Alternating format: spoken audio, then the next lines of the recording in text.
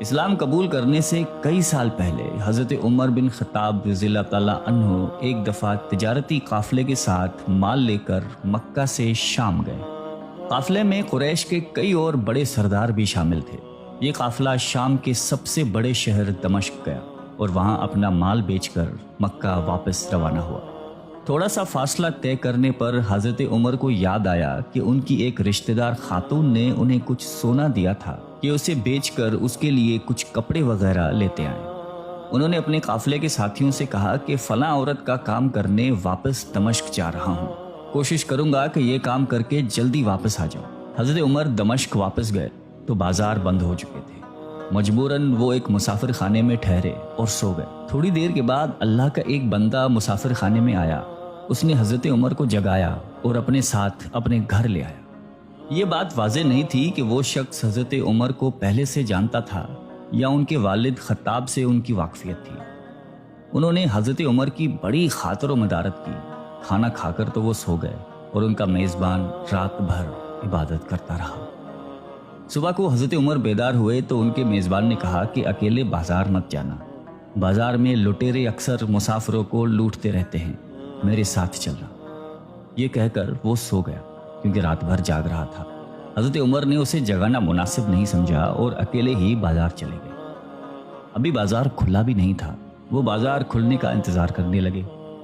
کچھ دیر کے بعد ایک عیسائی پادری اپنے نوکروں کے ساتھ آیا اور حضرت عمر کی طرف اشارہ کر کے اپنے نوکروں کو حکم دیا کہ اس شخص کو پکڑ لو، یہ گرجے کا کام بہت اچھی طرح سے کر لے گا۔ اس زمانے میں حضرت عمر بڑے تنومند پہلوان تھے۔ پادری کے نوکروں نے اس کو پکڑ لیا اور ایک پرانے گرجے میں لے گئے۔ پادری نے اس کو ایک ہتھوڑا دیا اور اس کو گرجے کی ایک دیوار توڑنے پر لگا دیا۔ ایسا معلوم ہوتا تھا کہ وہ اس جگہ پر ایک نیا گرجا بنوانا چاہتا تھا۔ حضرت عمر دن بھر کام کرتے رہے۔ کہیں شام کو جا کر چھٹی ملی، وہ تھکے ہارے واپس مسافر خانے میں آ کر بیٹھے۔ پہلے ہی دن والا نیک آدمی پھر آیا اور اس نے پوچھا کہ آپ کدھر چلے گئے تھے؟ حضرت عمر نے اسے سارا قصہ بتا دیا۔ وہ شخص آج بھی ان کو اپنے گھر لے گیا اور ان کی بڑی خاطر و مدارت کی اور انہیں تاکید کی کہ کل بازار جاتے وقت مجھے ساتھ لے جانا۔ اس کے بعد وہ عبادت میں مشغول ہو گیا اور حضرت عمر سو گئے۔ دوسرے دن حضرت عمر بیدار ہوئے تو اپنے نیک میزبان کو سوتے پایا۔ انہوں نے اب کی بار بھی اس کو جگانا مناسب نہیں سمجھا اور اکیلے ہی بازار چلے گئے۔ اتفاق سے پھر وہی پادری اپنے نوکروں کے ساتھ آیا اور حضرت عمر کو پکڑ کر ساتھ لے گیا۔ ان کو غصہ تو بہت آیا، لیکن کیا کرتے، غیر ملک میں وہ اکیلے تھے اور کوئی ہتھیار بھی پاس نہیں تھا۔ دوسری طرف پادری کے ساتھ 7-8 نوکر تھے اور وہ سب ہتھیار بند تھے۔ پہلے دن کی طرح ہی حضرت عمر ہتھوڑے کے ساتھ گرجے کی دیوار توڑتے رہے۔ جب دھوپ تیز ہوئی تو پادری اور اس کے نوکر انہیں کام میں مشغول دیکھ کر چلے گئے اور حضرت عمر دیوار کے سائے میں دم لینے کے لیے بیٹھ گئے۔ اتنے میں وہ پادری گھوڑے پر سوار چپکے سے آیا اور حضرت عمر کے سر پہ ضرب لگائی اور کہا کہ ہم سب گھر گئے تو نے کام ہی چھوڑ دیا۔ اب حضرت عمر کو صبر کی تاب نہ رہی۔ انہوں نے ادھر ادھر نظر دوڑائی، ہر طرف سناٹا تھا۔ انہوں نے پادری کو گھوڑے سے کھینچ کر نیچے کر لیا اور اس کے سر پر ہتھوڑے مارنا شروع کر دیے۔ وہ بہت چیخا چلایا لیکن اس کی مدد کے لیے کوئی نہیں پہنچا۔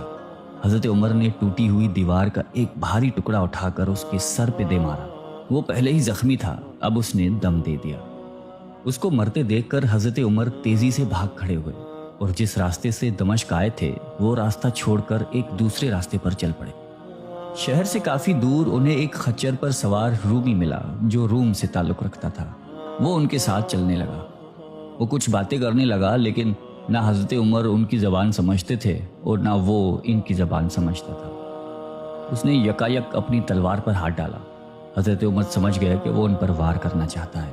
انہوں نے فوراً ہی خچر سے اسے کھینچ لیا اور اس سے تلوار چھین کر ایک ہی وار میں اس کا کام تمام کر دیا۔ پھر آپ خچر پہ سوار ہو کر آگے چلے۔ اس کے بعد کیا ہوا اس کا حال خود حضرت عمر نے اس طرح بیان کیا ہے کہ اس جگہ سے روانہ ہو کر میں ایک گرجے پہنچا۔ یہاں عیسائیوں کی ایک جماعت رہتی تھی۔ میں گرجے کے اندر داخل ہوا تو گرجے میں رہنے والے سب لوگ میرے ارد گرد جمع ہو گئے اور مجھ سے میرے حالات کے بارے میں پوچھنے لگے۔ پھر وہ اپنے پادری کے پاس مجھے لے گئے۔ پادری مجھے نہایت غور سے دیکھنے لگا اور اس کے بعد کہنے لگا کہ ایسا معلوم ہوتا ہے کہ تمہیں کسی چیز کا خوف ہے۔ मैंने कहा कि तुमने कैसे अंदाज़ा लगा लिया कि मुझे किसी चीज़ का खौफ है। उसने मेरे सवाल को टाल दिया और कहा कि आप जब तक चाहें यहाँ ठहरें, आपको यहाँ किसी किस्म का कोई ख़तरा नहीं, आप हमारी हिफाजत में हैं। फिर उस पादरी ने मुझे अपने घर में मेहमान की तरह रखा और मेरी निहायती खातिर मदारत की और फिर पूछा कि आप कौन हैं। मैंने उसे बताया कि मैं मक्के का रहने वाला हूँ और कबीला कुरैश से ताल्लुक़ रखता हूँ। तिजारती काफ़िले के साथ शाम आया था। तिजारत का माल बेचने के बाद एक ज़रूरी काम के लिए मुझे अपने काफ़िले से जुदा होकर वापस दमिश्क जाना पड़ा। अब मैं अपने वतन वापस जा रहा हूँ और रास्ता भटक कर यहाँ आ निकला हूँ। पादरी मुझे गौर से देखता रहा और बार बार तरह तरह के सवाल करता रहा। मैंने उनके यहाँ निहायती आराम से रात बसर की।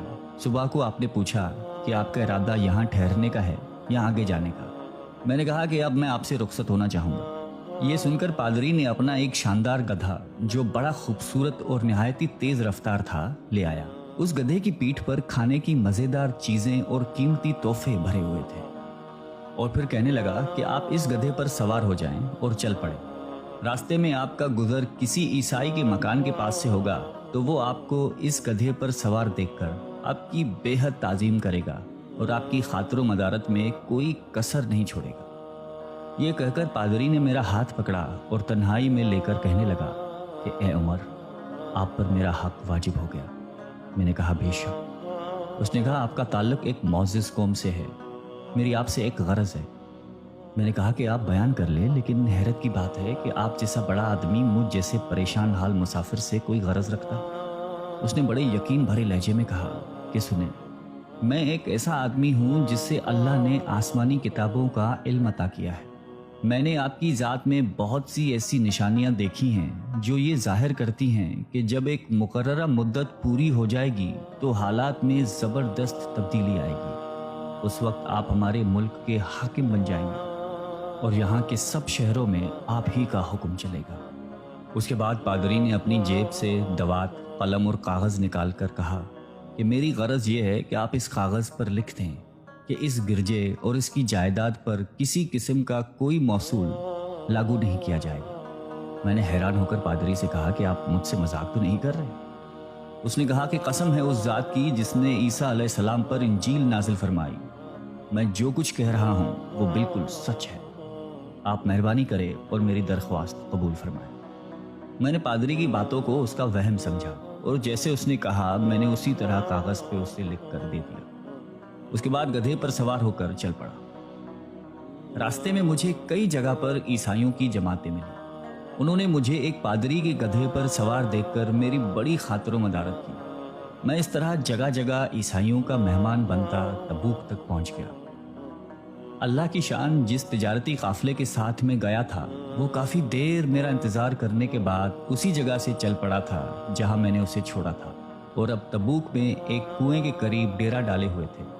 काफिले वाले मेरे साथी मुझे देखकर मेरी तरफ दौड़ पड़े और मुझसे मिलकर बहुत खुश हुए और कहने लगे कि इब्ने खत्ताब, हम लोग तुम्हारा इंतज़ार करते करते बिल्कुल मायूस हो गए, तो हमने उस मकाम को कूच कर दिया जहां से तुम वापस दमिश्क गए थे, मगर तुम्हारे बारे में हम सख्त परेशान थे।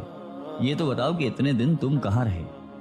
मैंने वो तमाम हालात बयान किए जो मुझे पेश आए, लेकिन पादरी से जो मेरी गुफ्तगू तन्हाई में हुई वो बिल्कुल जाहिर नहीं की, क्योंकि मैं पादरी की इस बातों को उसका वहम समझता था और उसके अकीदे की कमज़ोरी समझता था। कुरैश के एक सरदार अबू सुफियान भी उस काफिले में शामिल थे।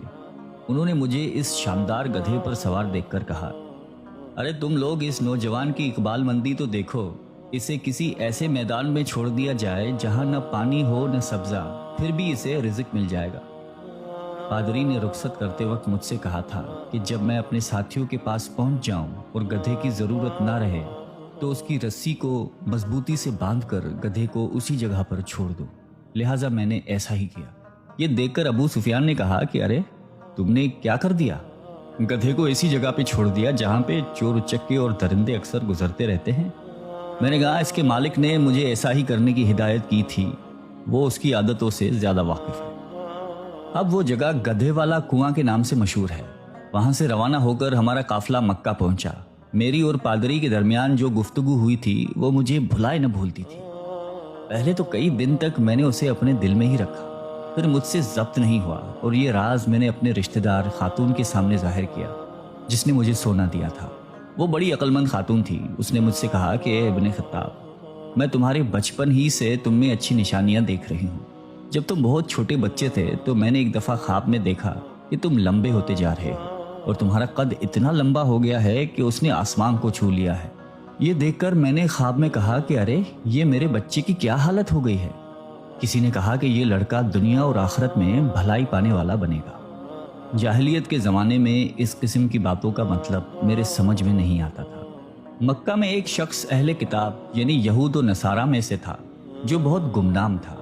عام لوگ تو اس سے واقف بھی نہیں تھے، لیکن قریش کے کچھ سردار اسے پہچانتے تھے اور اس کی بہت عزت کرتے تھے۔ ایک دن دوپہر کے وقت میں اس کے ہاں گیا اور اسے جا کر کہا کہ میں آپ سے چند باتیں کرنا چاہتا ہوں اور چاہتا ہوں کہ آپ ان کو اپنے دل میں راز بنا کر رکھیں اور کسی کے سامنے ظاہر نہ کریں۔ اس نے ایسا کرنے کا وعدہ کیا تو میں نے اپنے سفر کے تمام واقعات اس کے سامنے بیان کر دیے اور اپنے رشتہ دار خاتون کے خواب کا بھی ذکر کیا۔ جب میں اپنی گفتگو ختم کر چکا تو اس نے کہا کہ اے ابن خطاب، جس کو تم نے موصول کی معافی کا وعدہ لکھ کر دیا ہے وہ اس زمانے میں عیسائیوں کا سب سے بڑا عالم ہے۔ جو کچھ اس نے کہا وہ سب سچ ہے اور جلد ہی وہ سچ تمہارے سامنے آ جائے گا۔ جہاں تک تمہاری رشتہ دار خاتون کے خواب کا تعلق ہے تو اس سے یہ ظاہر ہوتا ہے کہ مکے میں ایک بہت بڑا انقلاب آئے گا۔ زمانہ ایک نئی صورت اختیار کرے گا اور آنے والے زمانے کے آسمان و زمین بدل جائیں گے۔ میں وہاں سے گھر چلا آیا اور اس کی ساری باتیں اپنے دل میں لیے رہا۔ تھوڑے ہی عرصے کے بعد قریش کی مجلسوں میں آپ صلی اللہ علیہ وآلہ وسلم کا ذکر ہونے لگا۔ یہ لوگ اس بات پر چڑھتے تھے کہ محمد صلی اللہ علیہ وآلہ وسلم اپنے آپ کو اللہ کا رسول کہتے ہیں، لوگوں کو بتوں کی پوجا کرنے سے منع کرتے ہیں اور ایک اللہ کو ماننے پر زور دیتے ہیں۔ جلد ہی اللہ تعالیٰ نے اسلام کو ظاہر کر دیا اور مجھے یقین ہو گیا کہ حالات وہی صورت اختیار کر رہے ہیں جس کی طرف آسمانی کتابوں کے عالم شام کے پادری نے اشارہ کیا تھا۔ نبوت کے 6 سال حضرت عمر نے اسلام قبول کر لیا اور رسول اللہ صلی اللہ علیہ وآلہ وسلم کے جاں نثار ساتھی بن گئے۔ 11 ہجری میں آپ صلی اللہ علیہ وآلہ وسلم نے اس دنیا سے پردہ فرمایا تو حضرت ابو بکر مسلمانوں کے پہلے خلیفہ بنے۔ 13 ہجری میں انہوں نے وفات پائی تو حضرت عمر خلیفہ بنے۔ ان کے سفر نامے کی روایت کرنے والے راوی کا بیان ہے کہ حضرت عمر فاروق اپنے خلافت کے زمانے میں شام تشریف لے گئے تھے تو ایک بہت بوڑھا آدمی جس کے بال برف کی طرح سفید ہو چکے تھے عیسائیوں کی ایک جماعت کے ساتھ ان کی خدمت میں حاضر ہوا اور عرض کیا کہ اے امیر المومنین، کیا آپ مجھے جانتے ہیں؟ حضرت عمر نے فرمایا کہ اگر آپ شام کے فلاں نگر کے پادری ہیں تو میں آپ کو پہچانتا ہوں۔ اس نے کہا کہ جی ہاں، میں وہی پادری ہوں۔ حضرت عمر فاروق رضی اللہ تعالیٰ عنہ نے فرمایا کہ میں نے آپ سے لکھ کر جو عہد کیا تھا وہ آج بھی قائم ہے۔ اللہ تعالیٰ نے اپنے رسول صلی اللہ علیہ وآلہ وسلم کے ذریعے ہمیں عزت بخشی۔ انہوں نے ہمیں اللہ تعالیٰ کی پسندیدہ دین اسلام کی طرف دعوت دی اور ہم نے یہ قبول کی۔ آپ ہی نے مجھے ان باتوں سے آگاہ کیا تھا۔ اب آپ کو کون سی چیز اسلام سے قبول کرنے سے روکتی ہے؟